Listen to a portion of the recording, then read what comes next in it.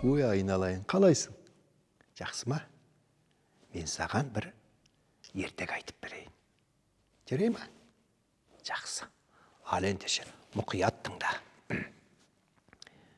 Ерте заманда бір тазша бала болыпты. Ол өзі әке шешесі жоқ жетім екен. Содан бір күні базарды аралап жүріп, қараса, бір шал мұңайып төмен қарап отыр екен.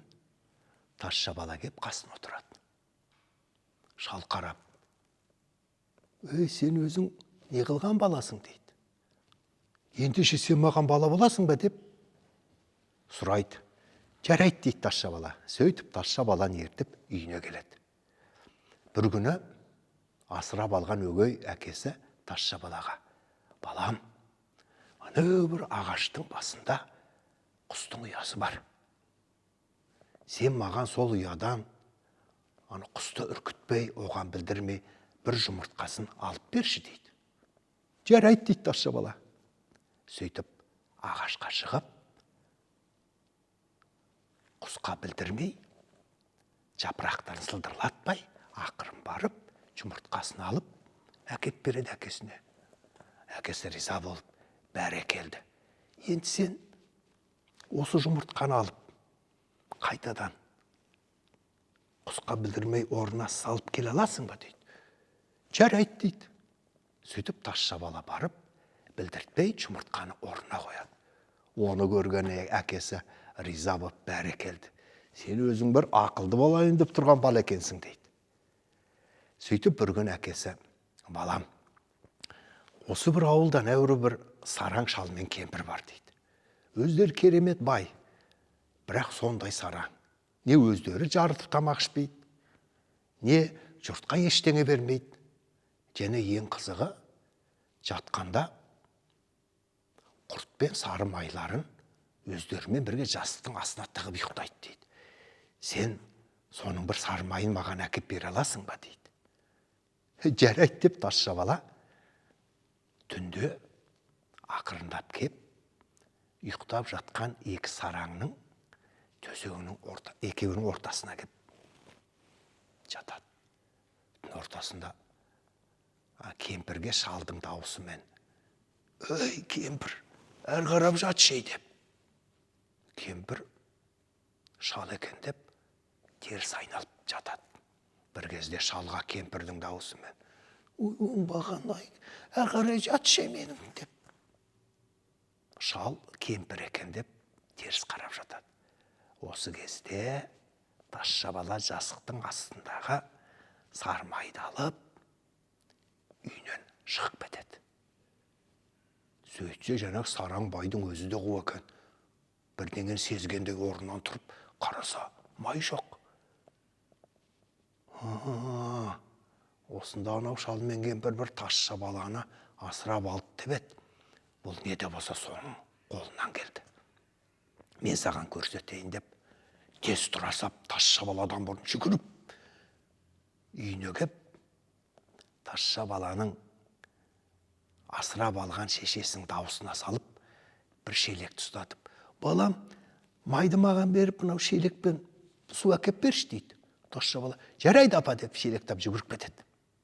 Сол кезде жаңағы қу сараңбай жүгіріп үйіне кетеді. Тазша бала жүгіріп кеп, «Апа, міне су» деген кезде өзінің шешесі шығып, «Ей, балам-ау, мен саған су әкел дедім ба, мен саған сары май әкеп бер деп айтқан жоқпын ба» дейді.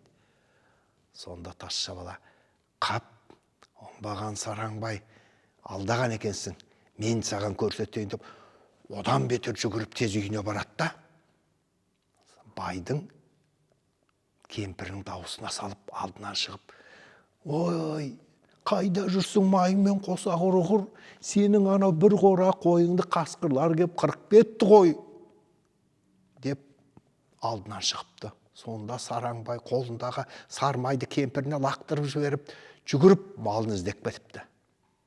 Осы кезде кемпірдің дауысына салып отырған тазша бала майды алып, қайтадан үйіне келген екен. Содан сараңбай олай іздеп, қойлар іздеп, қой жоқ. Сөйтіп шаршап үйіне келсе, кемпір үйінде қойлары аман қорада тұр екен. Сөйтіп, тазша бала ол сараңды осылай алдаған екен. Бұған риза болған әке шешесі рахметін айтыпты. Балам, ал енді осылар тұрған жердің, шаһардың ханы өте сондай бір қатал болған екен. Өзі бай ғой. Бәріне халыққа салық салады екен, халықты жүдеген, кедейленген, соның ішінде тазша баланың асырап алған әкесі де бар екен.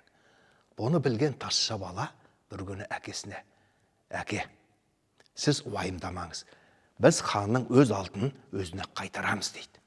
Сөйтіп түнде білдірмей ханның қазынасына түсіп, бір құмыра алтынын ұрлап әкетеді. Ертеңінде хан айғайлап: менің кім ұрлады құмыра ханымды, бір құмыра ділдәм жоқ қазынамда деп, күллі уәзірлерін жинап, ұрыны ұстаңдар деп бұйрық береді. Сондан бір уәзірі: былай істей хан ием, мынау қазынаның қақпасының алдына үлкен ор қазып, оны біз шырыш желіммен толтырып қояйық дейді. Сонда ұрланып келген ұры шұңқырға түсіп, желімнен шыға алмай қалады дейді. Жарайды деп келіседі. Ал бұны тазша бала естіп қойып, қайтып жоламайтын болады. Содан ашуланған хан: тағы да қандай амалыңыз бар дейді. Сол кезде ол ханның бір бақырауық нары бар екен.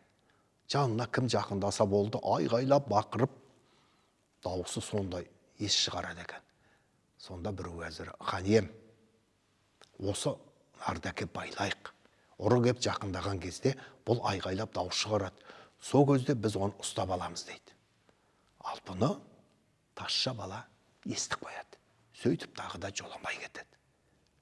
Бұл жолда ұстатпағаннан кейін хан әбден ашуланып: ендеше ешкім ұстай алмасаңдар, мен ол ұрыны өзім-ақ ұстаймын деп, жалғыз өзі қалады үйінде, сарайда. Бұны естіген тазша бала бір күні түнде әдемі келіншектің киімін киіп, ақырын болып келіп, ханның алдында отырады. Бұл кезде хан: ей, сен кімсің дейді. Сол кезде тазша бала келіншектің даусына салып: хан ием, мен осындай жесір қалып едім. Содан өзімнің сүйгеніме қосыла алмай жүрмін. Сізде менің басыма бостандық берсеңіз екен, хан ием, дейді.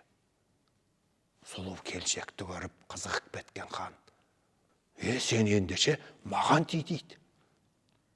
Сонда келіншек: мақұл хан ием, мен өте бақытты болар едім деп келісім береді. Сөйтіп бір кезде сарайдың жанында тұрған дар ағаштарын көрсетіп, ханнан сұрайды: тақсыр хан ием, мынау тұрған қандай ағаштар дейді. Хан: аған, бұл дар ағашы, бұған қылмыс жасаған адамдар асылады дейді. Сонда тазша бала келіншек бұрын дар ағашын көрмеген адамдай болып: айтыңызшы хан ием, қалай асылады бұл адам бұған? Мен асылып көрейінші дейді. Сол кезде хан: жоқ, саған олай істеуге болмайды, мен саған қазір көрсетемін деп, дар ағашындағы жіпті мойнына іліп, екінші ұшын келіншекке, тазша балаға береді. Сен қазір мынау ұшынан жіптің жақсылап тартасың. Бірақ байқа, менің аяғым жерден көтерілген кезде сен мені қоя бер, әйтпесе мен өліп кетуім мүмкін дейді. Жарайды тақсыр хан ием деп, тазша бала келіншек арқаның екінші ұшын мықтап тұрып тартып, басқа бір ағашқа байлап қояды. Бір кезде хан тыпыр етіп өле жаздайды. Тазша бала тұрады да, қазынасынан тағы да бір құмыра ділдән алып үйіне кетеді. Таңға жақын шаһардың ішіндегі уәзірлер айғай шулап қараса, хан өлейін деп тыпырлап дарға солтыр екен. Бәрі жабылып, хан да келіп, балгерлерін шақырып, үйтіп дем салып, ханды тірілтіп алады. Сол кезде осы ханның тағы да көрші бір хан болған екен. Ол осының бәрін естіп: оңбаған хан, ақымақ, қазынасынан айырылып, Жалғыз нарынан айырылып, енді өзі дарға асыла жаздаған не деген ақымақ хан. Одан да анау біреудің малын бағып қойшы болып кетпейін деп күлген екен. Бұны хан естиді ғой. Содан ашуланып жар салады. Осы мені алдап жүрген адам кім болса о болсын. Маған бір көрініп кетсінші. Оған бір тапсырмам бар. Егер соны орындаса, бар күнәсін кешірем. Жарты байлығымды берем. Тіпті қызымды да берем дейді. Бұны естіген тазша бала. Тәуекел. Не болса да көріп алайын деп, ханның алдына өзі келеді. Сөйтіп хан оған жаңағы көрші ханның сөзін айтып, егер сен сол ханды менің алдыма байлап алып келсең, бар күнәңді кешем, және өз қызымды берем дейді. Содан тазша бала еш ойланбастан жарайды деп ханның тапсырмасын орындауға кетеді. Сөйтіп ол шаһардағы барлық ұсталарды жинап, темірден арба жасатады. Бір үлкен қойды сойғызып, жүнін теріс қаратып, үстіне киіп, оған әр жерден қоңырау ілгізеді. Содан кейін ұсталарға үлкен бір шоқпар жасатады. Сөйтіп жасақтармен көрші ханға кетеді. Жолда айғайлатып, қоңыраулатып, шулатып, көрші ханның шаһарының есігінің алдына келеді. Халықтың бәрі бұл кім екен, кім келді деп шулап. Сол кезде тазша бала, ей, шаһар халқы, тыңдаңдар мені. Мені сендерге періште боп жаратқан жіберді. Сендерді басқарып отырған хандарың қатыгез, мейірімсіз екен. Сондықтан ол хандарың ұстап, менің мынау темір арбама байлап берсеңдер, құлдықтан құтыласыңдар, бақытты боласыңдар халқым дейді.